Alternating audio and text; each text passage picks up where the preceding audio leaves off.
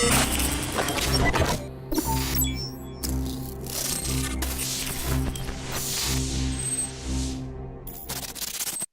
whole point is that under a surveillance state, you have very few liberties. Unless if they don't want you to do certain things, then they have ways and means of getting to you, like they did with us. They came busting in. One of them came running up and pointed a gun at my eyeballs and pulled me out of the shower. You know, if you have nothing to hide, you have nothing to fear. Well, that's a great quote from Joseph Goebbels, first of all. And secondly, it's totally irrelevant what you think. What you think is totally irrelevant. It means absolutely nothing. The government only considers its view of you, and if you're doing something they don't like, they will come after you, no matter what you think of it. You had the will to march into Congress and to tell them what was going on, the first guy. I mean, that's 10 times bigger than Snowden internally, and to really start this whole internal debate and this avalanche of understanding now. I mean, you were really one of the first people to ring the bell to warn folks that the country as we knew it was being dismantled. Why else would they keep all these things secret, do things in secret with a secret court, keeping their interpretation secret? I put it down to 3 factors: power, money, and control. If they'd have deployed it, we would have, in my view, there would have been no way we wouldn't have stopped 9/11. The biggest threat I see anyway is the federal government and how they're operating in secrecy and basically creating a secret government. So I basically call it the greatest threat to our democracy and republic since the Civil War. Are you confident that you know everything that's going on within that agency? That you can say to the American people, it's all done the right way? Yes. Coming to the Infowar this Thursday, the mini documentary. I haven't even decided on the name of it yet, but it's with William Binney in extensive interviews we did in studio and also driving around in a car downtown. Very powerful what's coming up, and certainly needs to get out to the public. You know, I couldn't say that I know everything going on or even a lot of what's going on in my own office. If I did, there are some offices run like that, nothing gets done. You just try to hire people that then prove themselves that you can trust to carry out a mission. You really can't have slavery in a successful company that's liberty-based. You've got to lead, and you've got to people that want to be part of the mission. And that's well known in leadership. But under the modern corporate model, it's all about domination and robotic control. That's why they're going to robots. That's how you enslave people, is cutting out the organic system that humans control and run and forcing that artificiality. And that's not me saying that. That's the establishment. Sure, I saw it 20 years ago and warned you, but now it's so far along, it's in the news every day. The smart meters tracking you and taxing you and controlling your thermostat, and the driverless cars. Oh, yeah, they're going to be driverless in a couple of years, and driving will be banned by humans. First, we're going to tax you more if you try to drive, then we'll just ban you. Oh, you know what? The new cars are coming out. They're already quasi-driverless. They'll slam on the brakes if a car slams on and you don't see it. They'll report back what you're doing to police. See, they're just doing it. They don't announce it. They just do it. And we go and ferret out what's in the internal documents, what's in the trade publications, years before, decades before. It's ubiquitous. We go, hey, your Scientific Atlantic cable box has a microphone and a camera in 1998. Watching and listening to you. Here, let me bust it open on TV and show you the blueprints and show you the microphone. And I got death threats that very night, and then had stalkers going after my sister within 2 days. And people calling me saying, we're going to cut your head off if you don't shut up. Because, see, back then, people were like, what? There's a microphone and a camera? They were getting upset. Nowadays, like, yeah, there's a microphone and a camera. I use it to interface with it. Yeah. And they admit they're listening and watching you and telling you in the terms and conditions of all the new major smart TV manufacturers that they are watching and listening and selling what happens in your house, what you say and do, to third parties. Bigger than Dallas. Bigger than Dolly Parton. In your face. So frustrating. I mean, I've said this 1,000 times, I'll say it again. I'm just a regular, organic person. Normal, Americana values, normal survival instinct, watching total evil take over. I mean, if the elite were watching and listening to us, I would say down the road it could be dangerous. They could abuse it. If they weren't putting cancer viruses in the vaccines and hydrofluorosilicic electrified fluoride, acid, psychotropic acid, not acid in the 60s acid, but a psychotropic adjuvant acid to accelerate the other stuff they're adding to the water. You know how expensive it would be for them to put enough synthetic Prozac in to really control the population unless you add fluoride, the same molecule? They add the fluoride to supercharge the other drugs they're adding. And you know, this is a real blind spot we have. We're so close to this that when the government finally comes out and says we're cutting fluoride by half, it's causing brain damage and bone cancer and your teeth to fracture, blah, blah, blah, no one even talks about it. I was telling a friend yesterday, yeah, the government admits fluoride's causing cancer and they just cut it in water by half. And I knew the person would read it on their phone in front of me and then go with the spin that was there that, oh, well, that was just because it causes dental fluorosis. That's what they went with in the news, not what the actual report says. And I just know exactly how people respond. It's sickening. It's sickening. It's disgusting. It's an absolute fact. The White House science czar wrote a book in the 70s, and in it they admit fluoridation is there to reduce your fertility and make you docile and stupid. It's called Ecoscience. It's in my office. It's free online. That's not true. They tried to block Scribs a few months ago and had it taken down, but everybody just reposted it.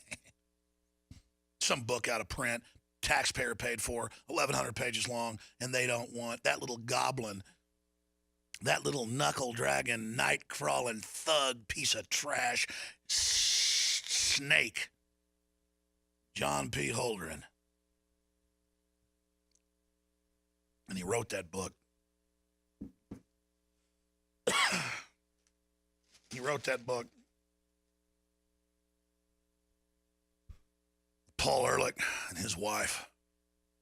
They even bill themselves as saviors of the earth. You know, Hitler said he wanted to exterminate most of the global population to save the earth. Plato said that 2,400 years ago. See, if you're Jeffrey Dahmer and just kill 15 people, you're a ghoul, a monster, a demon.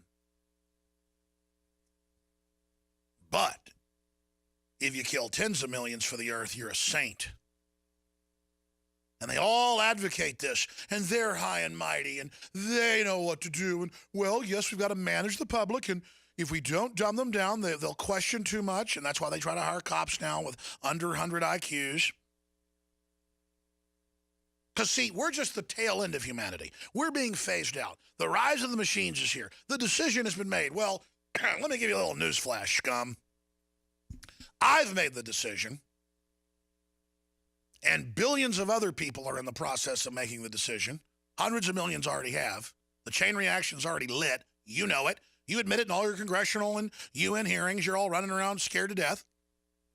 So now you've gone from denying everything to going, yeah, we got Swiss bank accounts, the Socialist Party in France, and don't pay taxes. So what?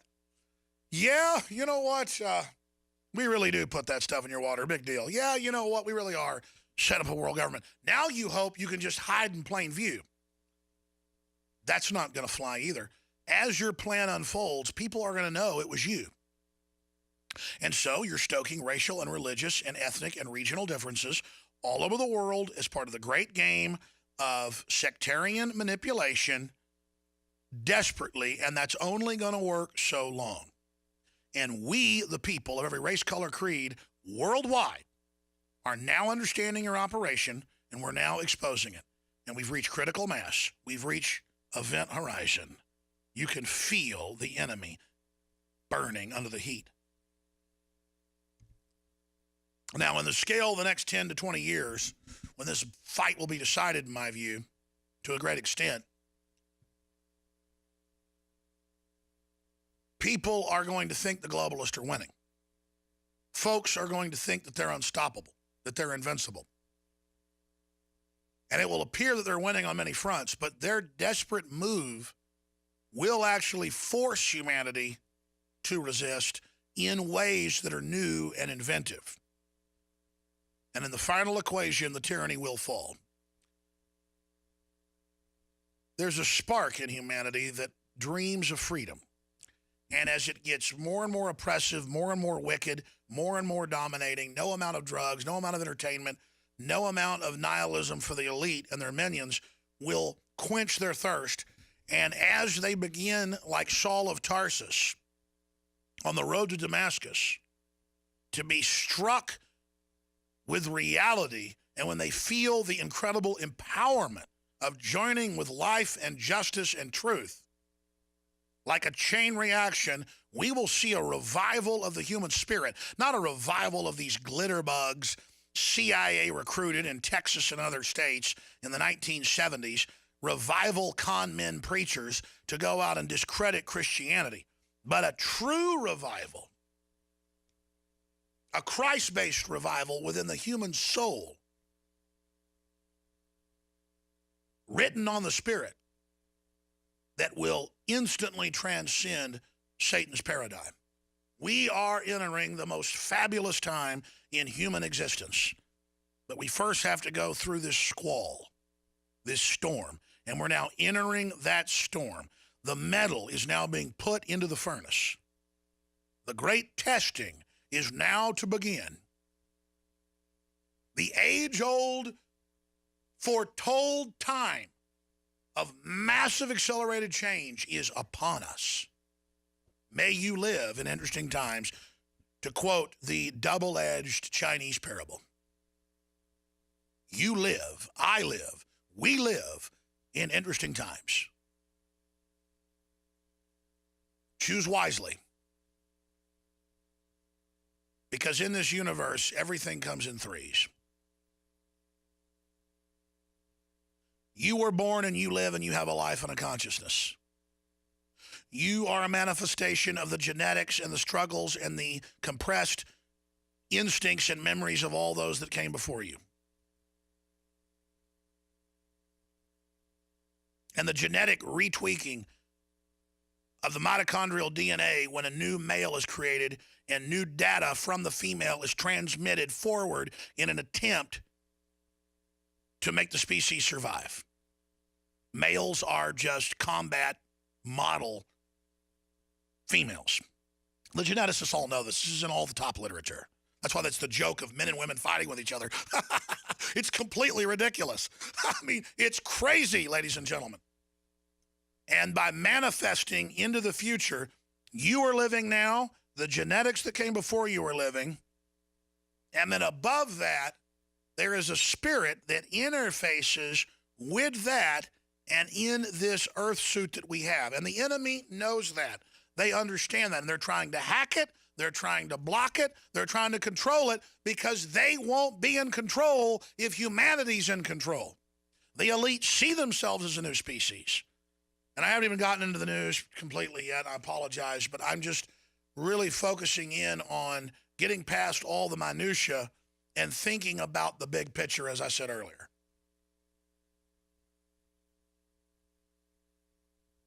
There is no doubt we are the people that came before us. They've proven the epigenetics. They've proven you've got the compressed memories of your ancestors. And everything they do is to block those. And now the top scientists are looking into the DNA and how the DNA resonates like a receiver and is being interfaced with by the universe itself. We're antennas dialed into the space winds. How fabulous and fantastic is that? And you can feel them once you open yourself up to it, once you dial in.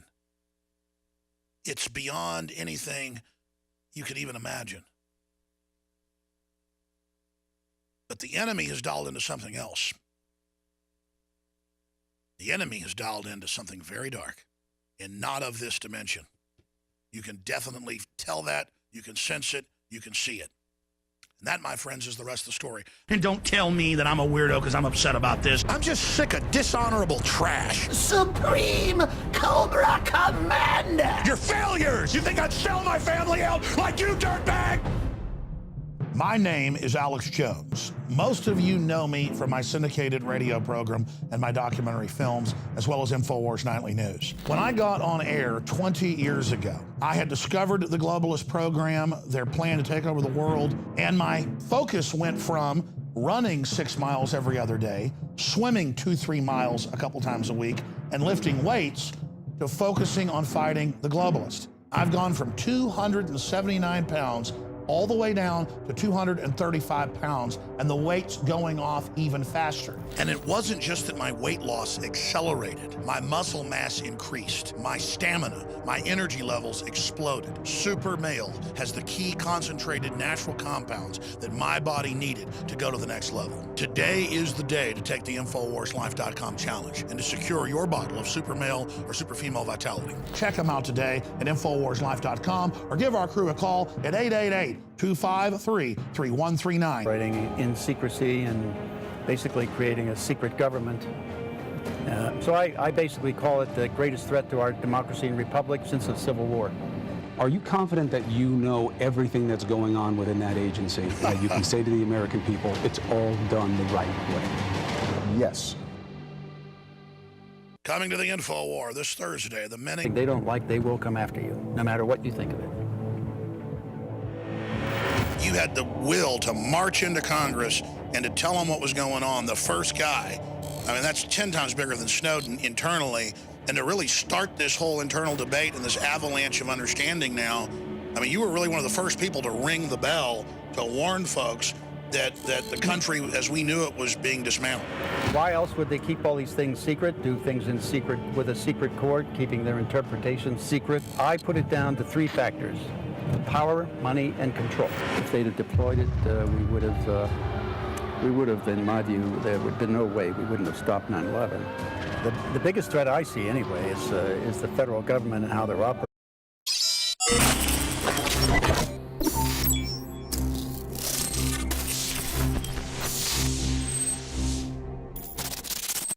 The whole point is that under a surveillance state, you have very few liberties. Unless if they don't want you to do certain things, then they have ways and means of getting to you, like they did with us. They came busting in. One of them came running up and pointed a gun at my eyeballs and pulled me out of the shower. You know, if you've nothing to hide, you have nothing to fear. Well, that's a great quote from Joseph Goebbels, first of all. And secondly, it's totally irrelevant what you think. What you think is totally irrelevant. It means absolutely nothing. The government only considers its view of you, and if you're doing something